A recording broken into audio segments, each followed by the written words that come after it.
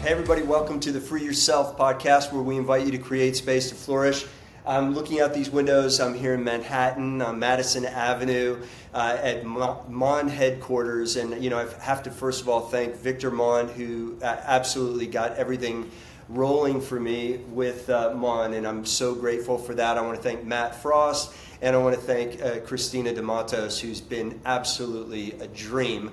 And she really is who connected me with these two brilliant, amazing, creative minds, perfumers, Mathilde Bijaoui and Ralf Schwieger.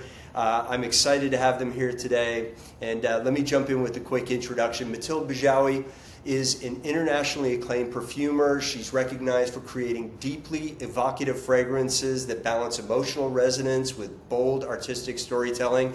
Her work is phenomenal. État libre d'oranges like this with Tilda Swinton, Joe Malone's Myrrh and Tonka, and BDK's Gris Charnel. Love, love, love all three of those.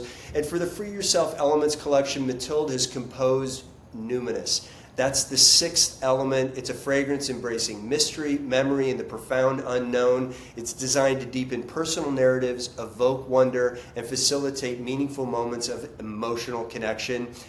Ralf Schwieger, he is a master perfumer whose creations are celebrated worldwide for their precision, their poetic elegance, and emotional depth.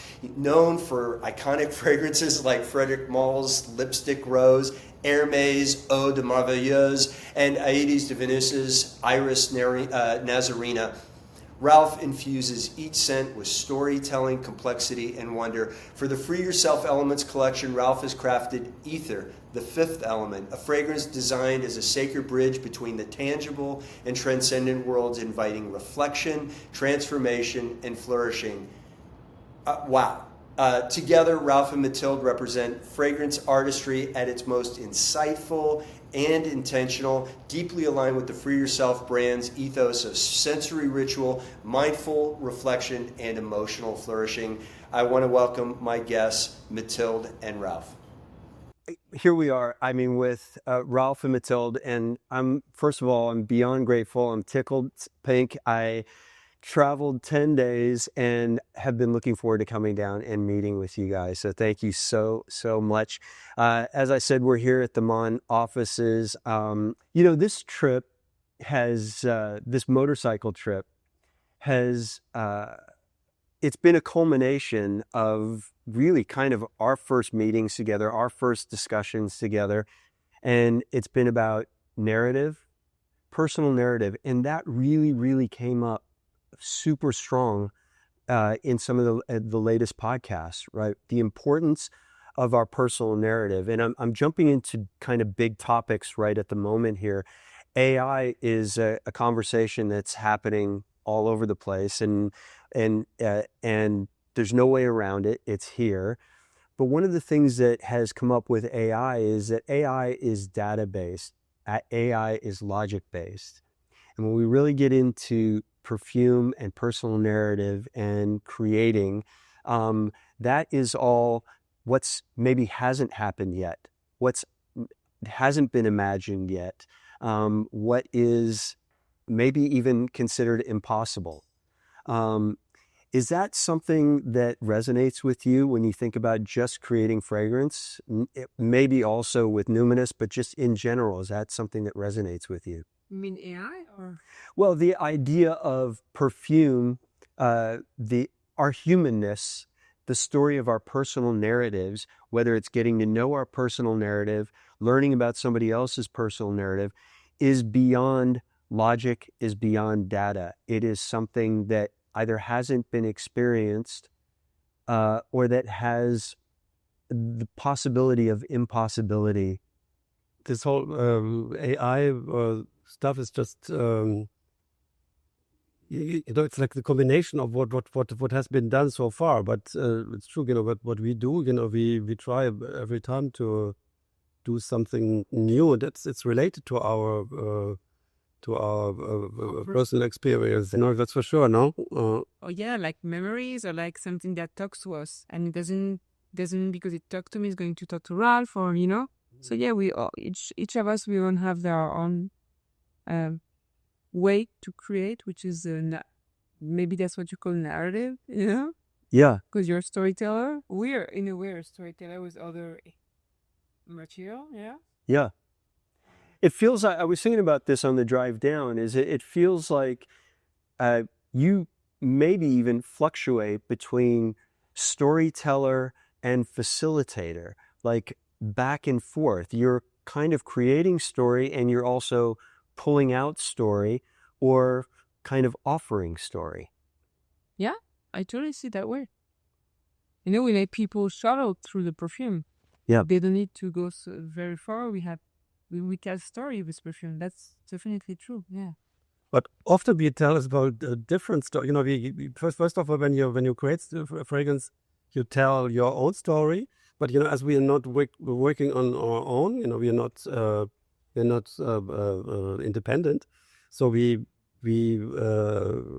work with, you know, evaluators, with other people in the office, you know, who want to convey different stories so I think it's like it's a succession of stories which get transformed in the process. You know, my own story might not really be almost reflected in what's at the end. You know. But, you know, the Ralf Schwieger story, did I say that correctly? Is it, you know, Schwieger. It's, you know, the German pronunciation is Schwieger. Yeah. Okay. The Ralf Schwieger story, I would say, is always going to be somewhere there, though, right? There's no escaping that. I agree. Yeah. I sometimes I have to almost harm myself, if you want, when people ask me to do certain things. You know, I find really not reflective of what I'd like to achieve. You know, because you know, I'm not independent. You know, I work within a company. I'm employed. I have a salary, so I have to try to deliver what people want as well. You know, and sometimes it goes against my personal aesthetic ideas. You know. Yeah. So I think at the end, I always try to put a little bit of me in it, you know, even in something which has very broad commercial appeal.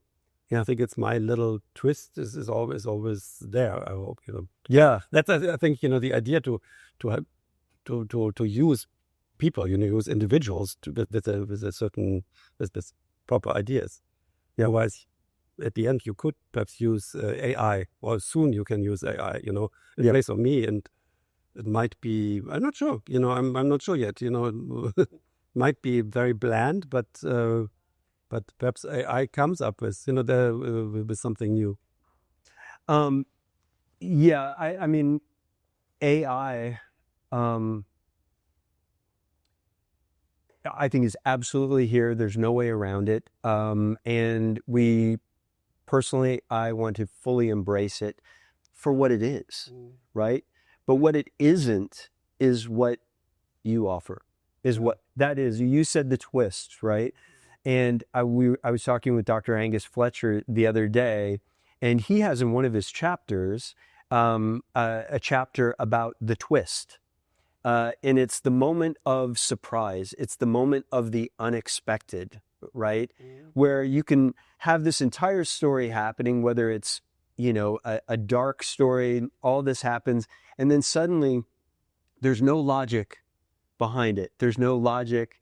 I love it. These guys are like two kids playing footsie here. That's so brilliant.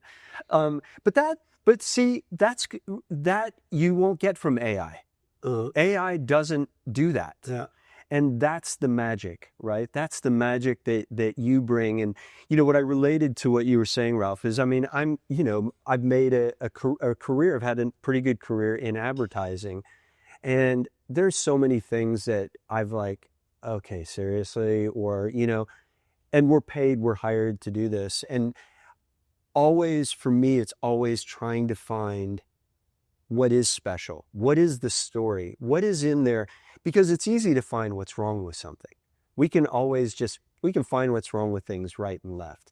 But I even say with my directors, you know, helping them kind of prep for a job or prep for a pitch is like, but what's right, what is in there, what is special, what is unique, what inspires you in that way. And so I think it is important to hear you talk about that, that it is for us to find that in ourselves. Yeah, we, as perfumers, you have after having worked for that quite a long time, you have your personal signature. You have your personal little twist. And you can, I think, recognize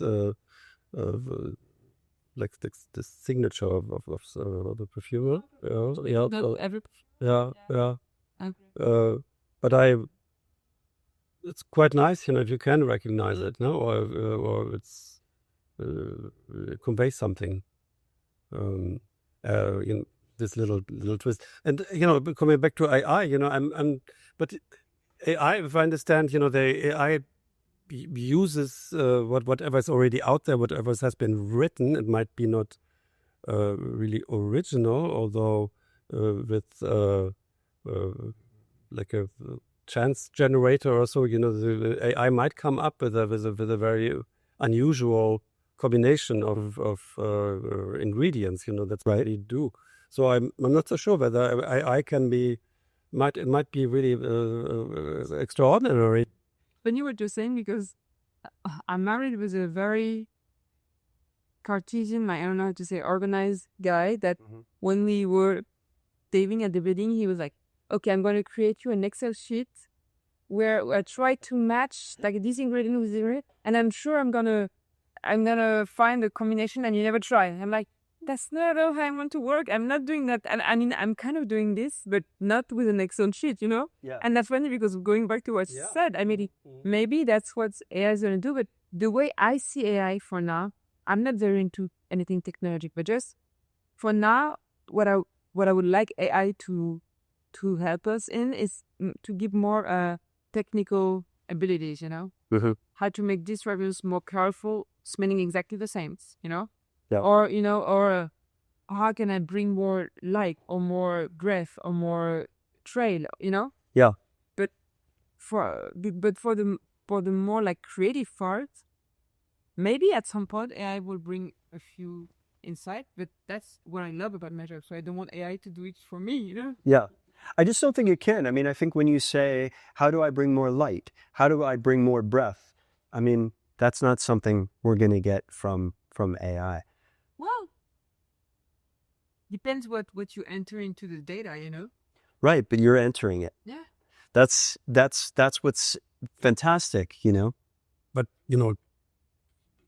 or acceptance, that might be something AI can help with. Many of our fragrances are tested with consumers, and we made. If this is then analyzed by AI, we might find certain winning combinations, which are very successful, which we might want to incorporate in our fragrances. Yeah, that's unfortunately, it might be a way to have more successful fragrances. But I know, but we talked about that the other day as well too. Is you have Marvel movies, right, that do very well, and I've enjoyed many of them, most of them. I have a great time.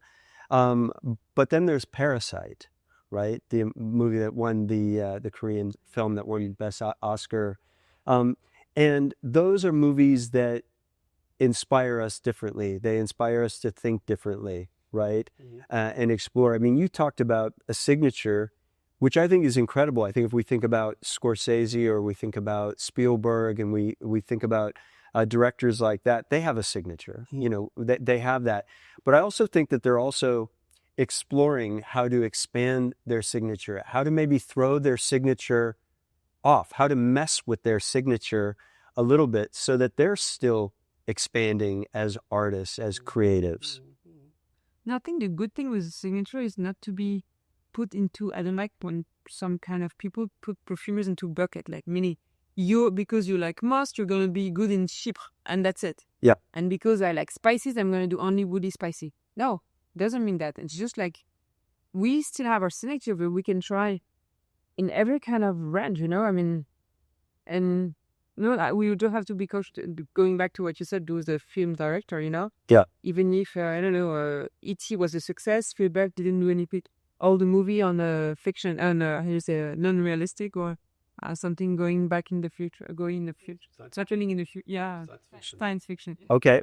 Yeah.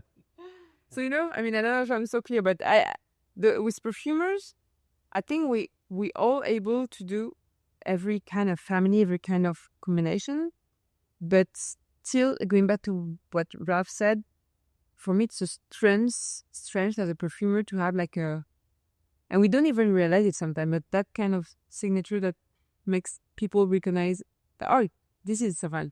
I know, I'm for sure it's mad. Yeah. I want to jump to maybe the first time that I'm guessing maybe Christina came to you guys about Aether and Numinous. Let me start with you, Ralf, on Aether. What did you, and please be candid, what did you think about that, about the brief and just the idea behind a fragrance called Aether? And I know there's some that have been out there, but Aether as it relates to the Elements collection, the fifth element, the bridge. Yeah.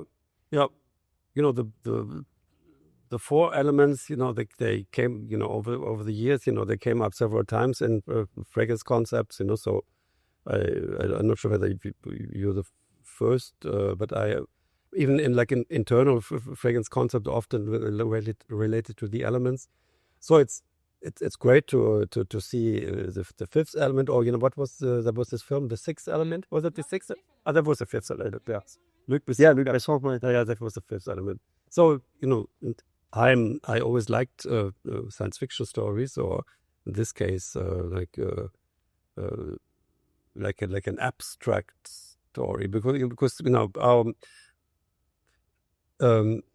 what I like here is that that it really goes to the heart of the concept of a fragrance. It's perhaps tangible at some point. When you have it in your hands, it's a fluid. But once you put it on you, or if you give it out into the air, it becomes very abstract and non-tangible.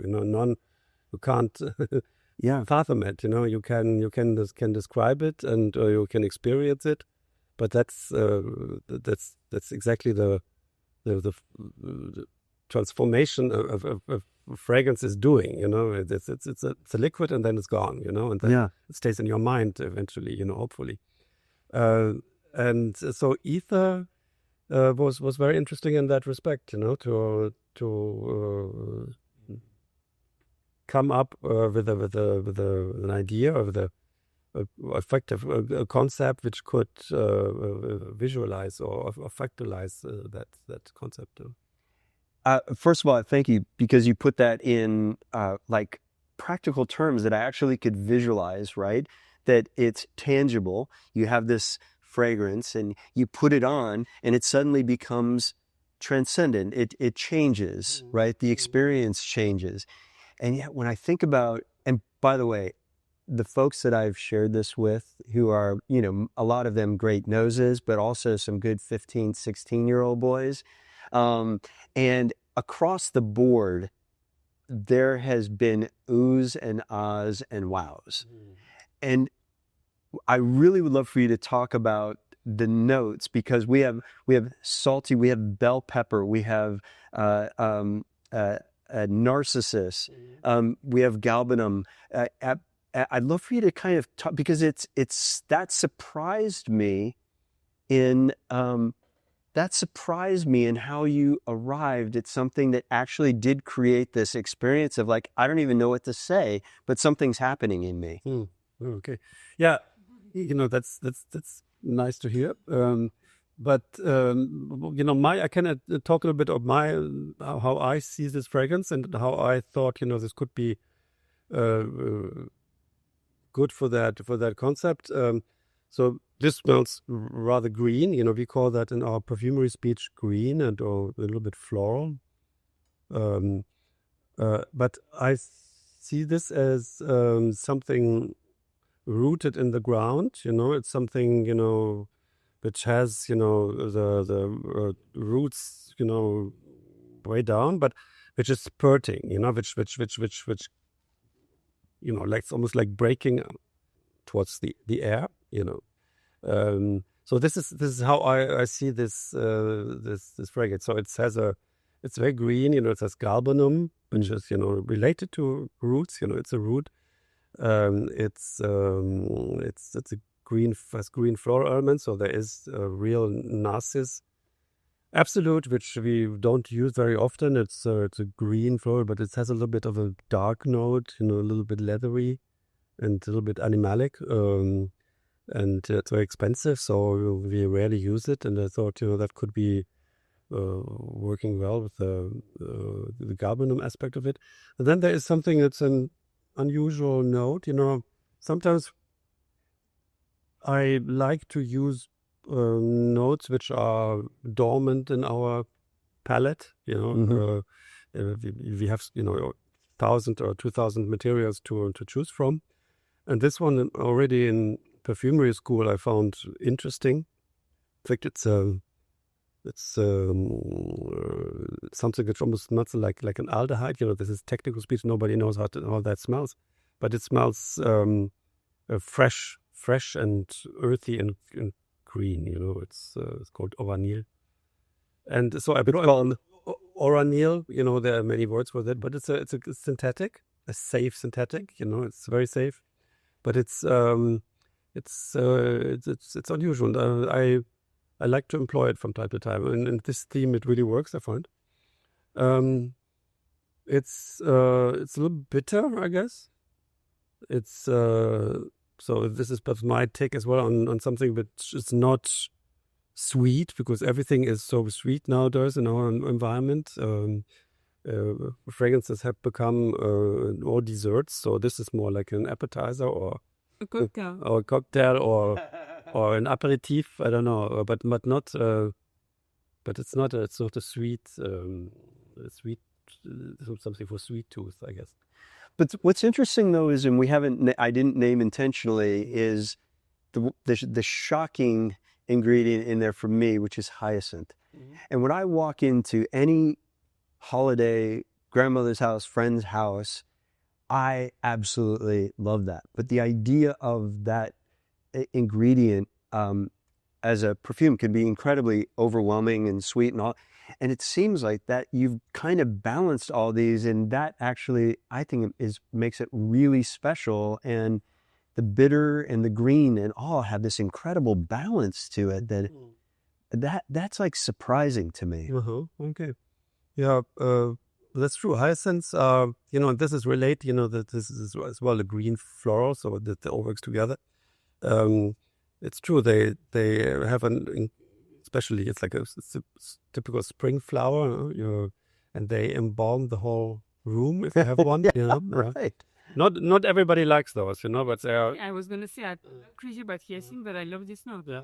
So, Okay. Yeah, but anyway, there is no real hyacinth. We don't extract hyacinth, so this is all in our mind. We have to recreate the sensation of hyacinth. And when we say hyacinth, there are certain ingredients which give the impression of smelling hyacinth. Amazing. So narcissus we extract, galbanum we extract, but I've never heard about a hyacinth extraction. But I find it has the quality of that. Yeah.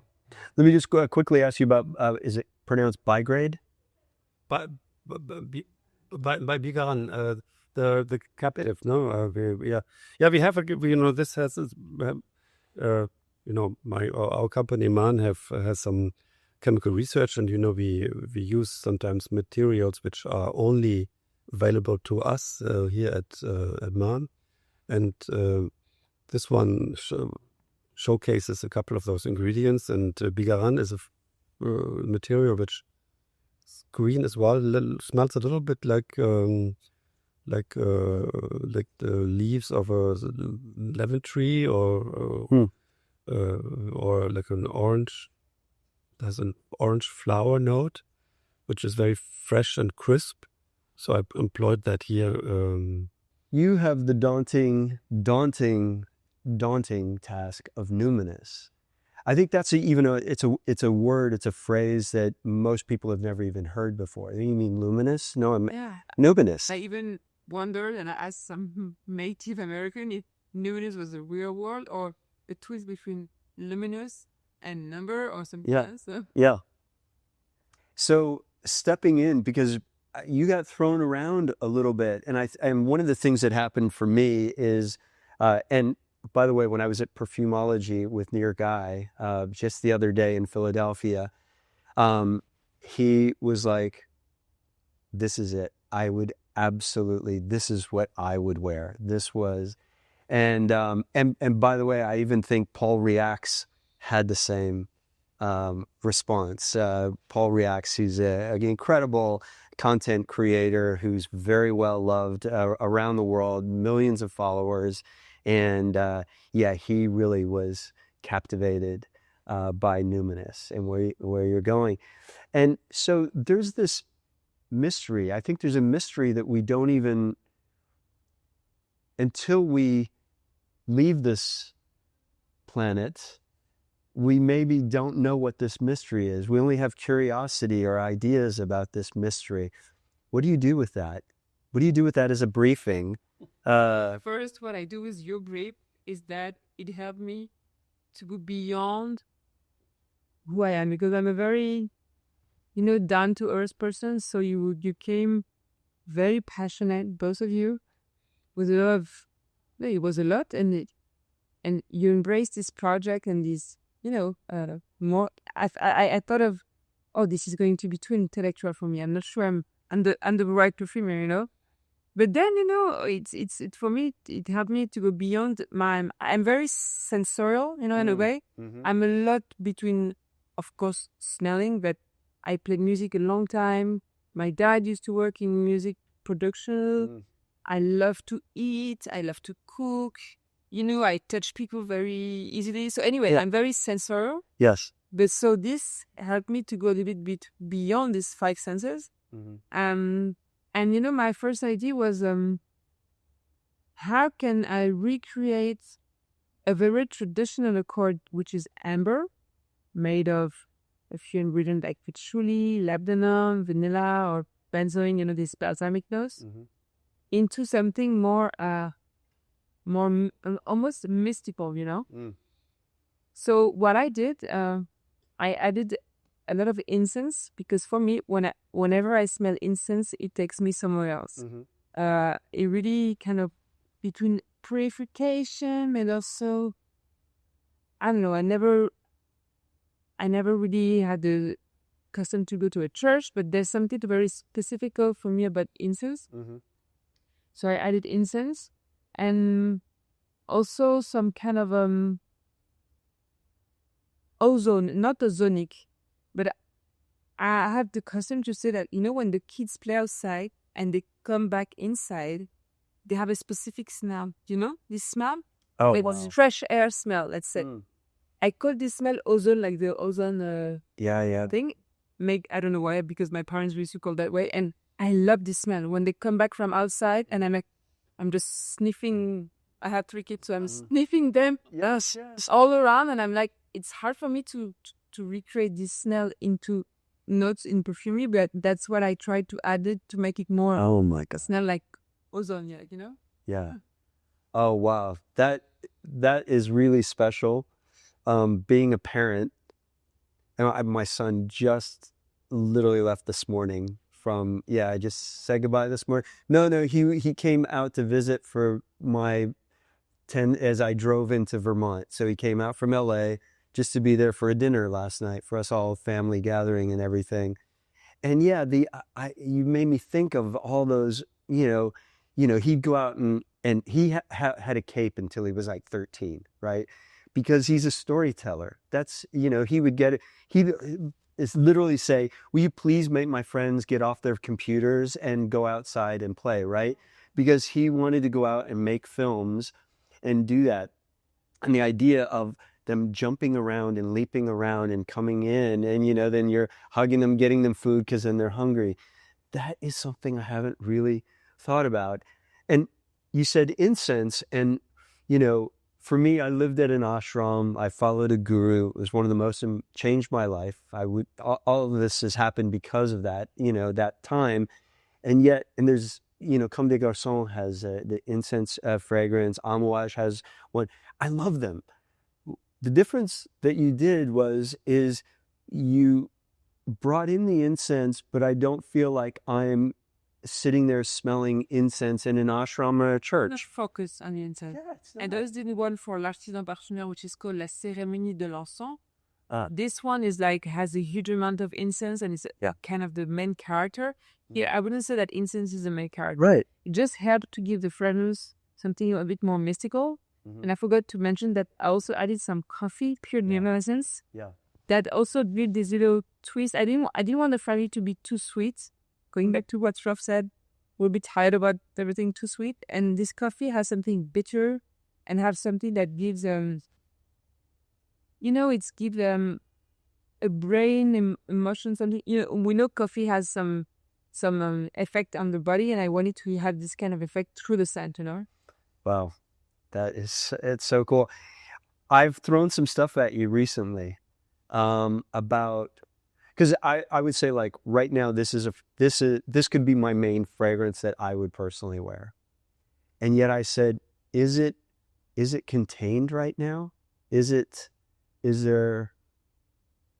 And you just said, I was worried that it's too intellectual, and I've not thought of this in an intellectual way. I thought of numinous as really the opposite of intellectual, although when you're describing it, intellectual is not the right word. Mm. I think I didn't pick the word out just because I'm limited to my English, but even in French I don't know what I would say, but it's just like too esoteric, maybe. Yeah. Yes, I saw. Well, Yeah, maybe that's what I wanted to say, but at the end I like to play this game, Well, that's what I think is, you started playing the game right out of the gate, where you basically threw it upside down in the first approach, right? And so right now I've said, what moment should be explored here? And I'm just sharing this candidly because people, I think one of the things that's important is that we make fragrance, because it's so important, I think, to our narratives, that we make it accessible for people. You don't even have to be able to know all the notes or know that this fragrance is all of these, or walk into a niche place and have it all right. Instead, how does it make you feel? What's going on? You have to think too much about fragrance, whether you like it or not. It's nothing like too intellectual, I would say. Yeah. It's very, spontaneous. It comes from the gut, Yeah. The exploration, because we're going to smell a couple of modifications here. What were you exploring on this next modification? That's exactly just what I mentioned just before. I tried to add more of this smell of the sky, if I can say, Yeah. Something more uncatchable. I kept in mind the smell of my little one is 9. I was like, she's the one who's still playing more outside. Yeah. And since a few weeks, I'm like, can I smell you a bit more? My mother is crazy, but that's how she is. Yeah. Just to try to recreate the smell of the outside, Oh my gosh. I cannot wait. That is magical. And AI will never ever be able to capture that. Who knows? That's my... I heard to say never, just because they're doing crazy stuff now that I would never have imagined. So I don't know. Peut-être. Well, so working with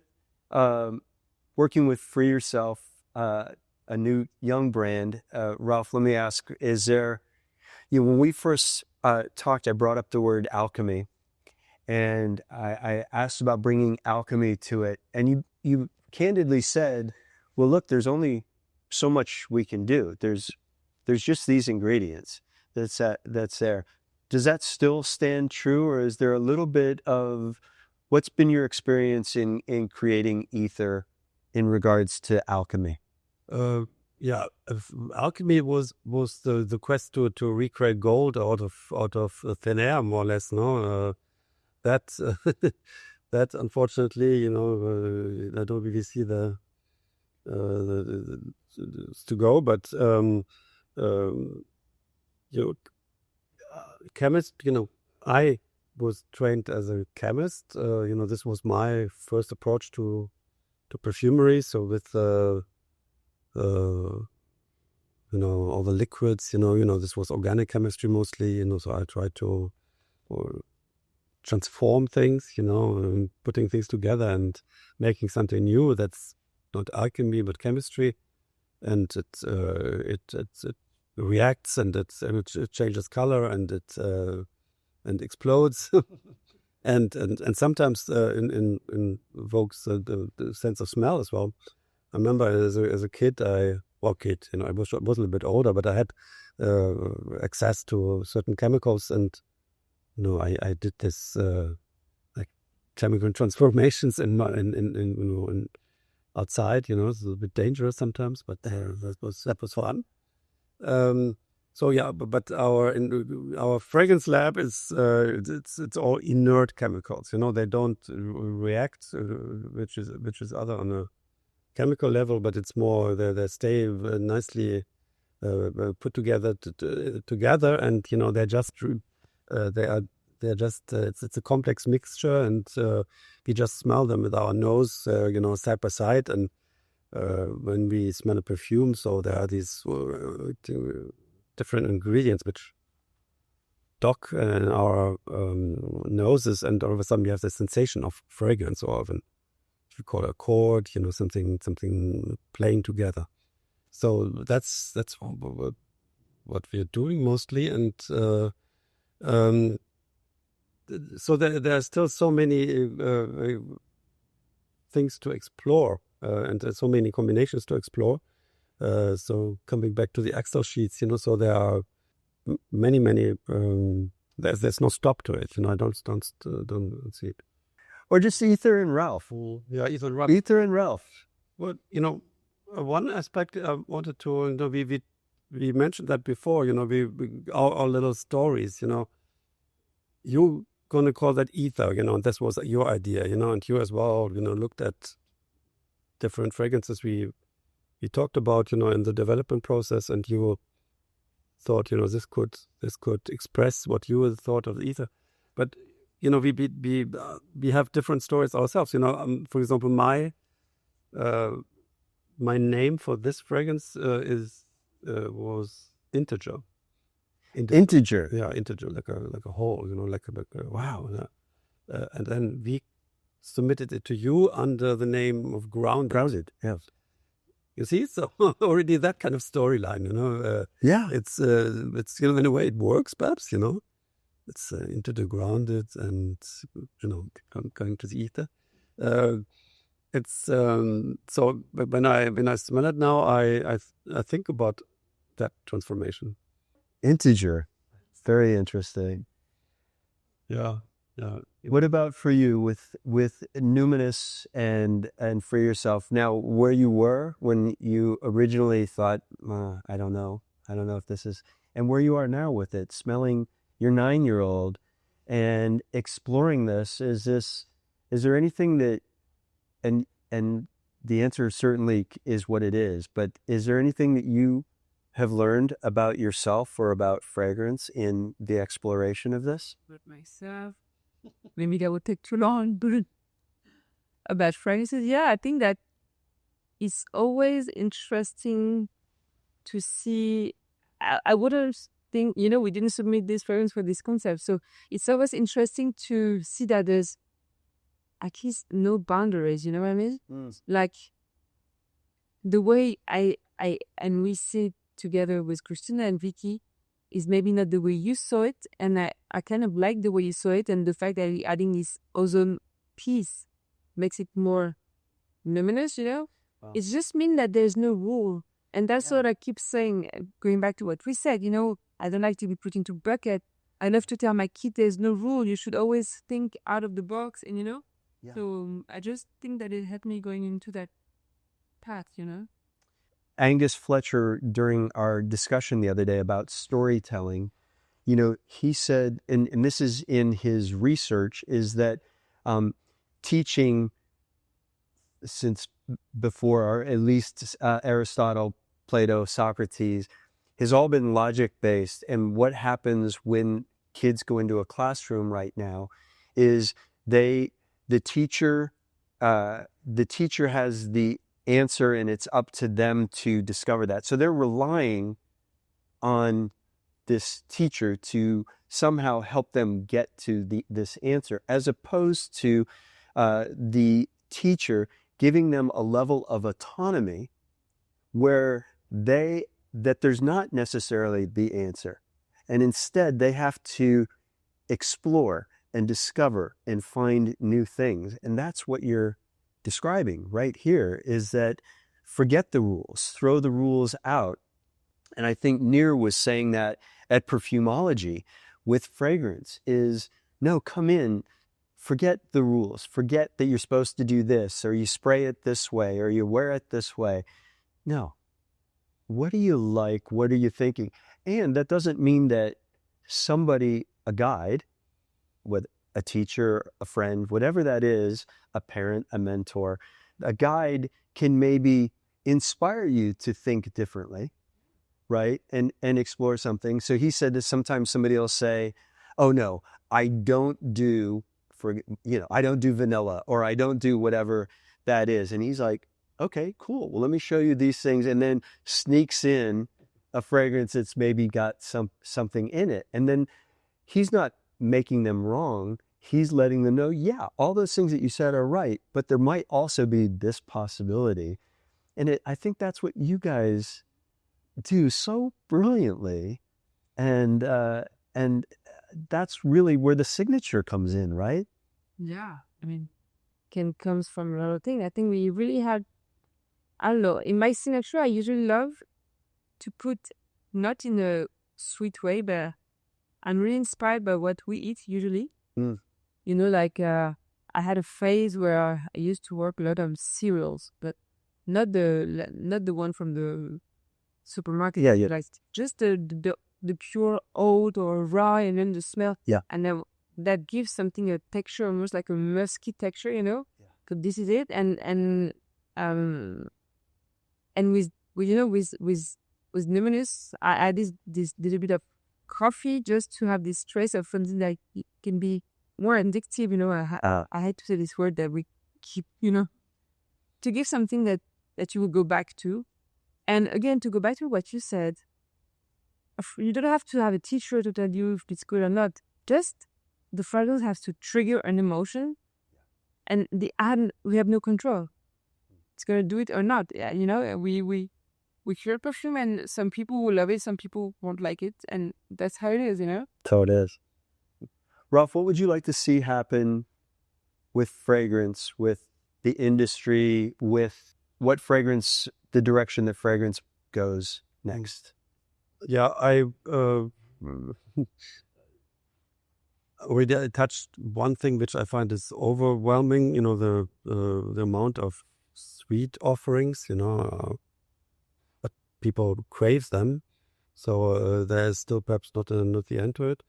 But those who in positions to steer in the big companies, I would think they should be a little bit more adventurous and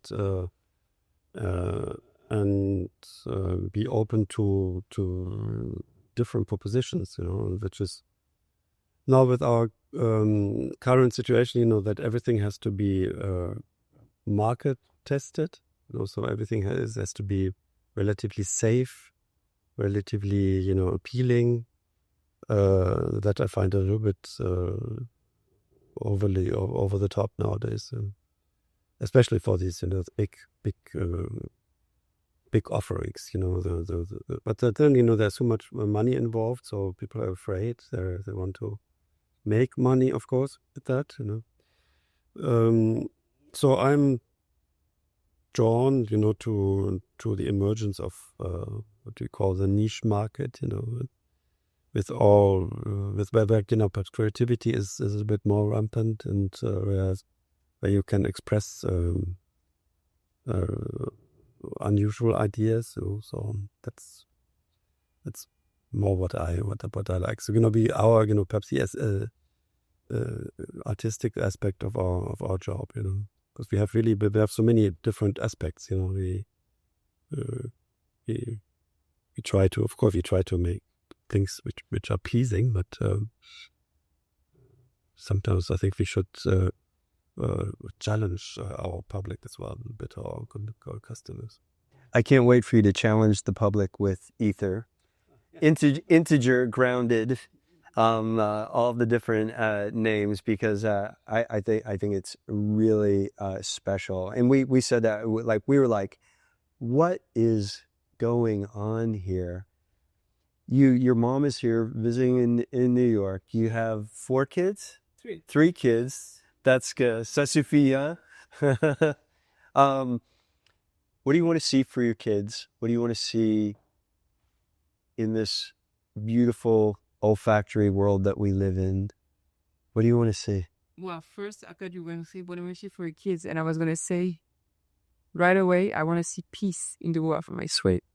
Because that's really something that's nowadays, really giving me some hard time. And so I was going to say, if I have to link this with the olfactive piece, it's going to sound a bit cheesy, but I would love something universal, like a smell of peace. For me, peace is white, have all this flag, like this white flag when they were doing war. And I would envision a white perfume. The way I like to work, and I didn't really mention it to you when we work together, but I usually work in synesthesia. So I really associate ingredients, each of the ingredients you have in a palette with a color. Yeah. Or an accord with a color. So I would imagine a very white perfume made of, it could be a lot of aldehydes, a lot of musk, I don't know, some orris maybe. For me, orris is very white, and some kind of I don't know. I would have to find one ingredient that it's gonna make the twist and not smells like the others. Yeah. I didn't have it right away, but something like that. So. Yeah. So I think Numinous. There's no white in Numinous from my guess here. I got it. It's white. Is maybe bergamot, incense, coffee, labdanum, patchouli, tonka, bergamot. No, it's not in the white space. No, it's not in the white space. Okay, so stay tuned. What is the color? For me, it's like a brownish. Brownish? Yeah. Yeah, I'm getting blue-brown. Blue-brown. Yeah, I get blue-brown in there. It's getting more and more blue because of this cayenne. Yeah. The one I'm going to smell now. Yeah, but yeah. for me, it's more like a brown, yeah. Well, stay tuned for Peace, because that is going to be the very special fragrance by Mathilde Bijaoui. And I'm so grateful to you guys. Thank you so much first of all, with blowing our minds with Aether and Numinous. So stay tuned, everybody. Coming very soon. It's very exciting. And what a great gift to spend this time with you guys. And I'm excited to share it with everybody, to kind of really just talk about fragrance and not have to, make it something other than just, this is what's happening. And this is how you just talk and experience it. So I'm grateful to Christina, who's been so amazing, and to Mon. And thank you, everybody. Please follow us at Free Yourself and Flourish. And like I said, coming soon, Aether and Numinous, the 5th and 6th elements from the Free Yourself Elements collection. Thanks, everybody.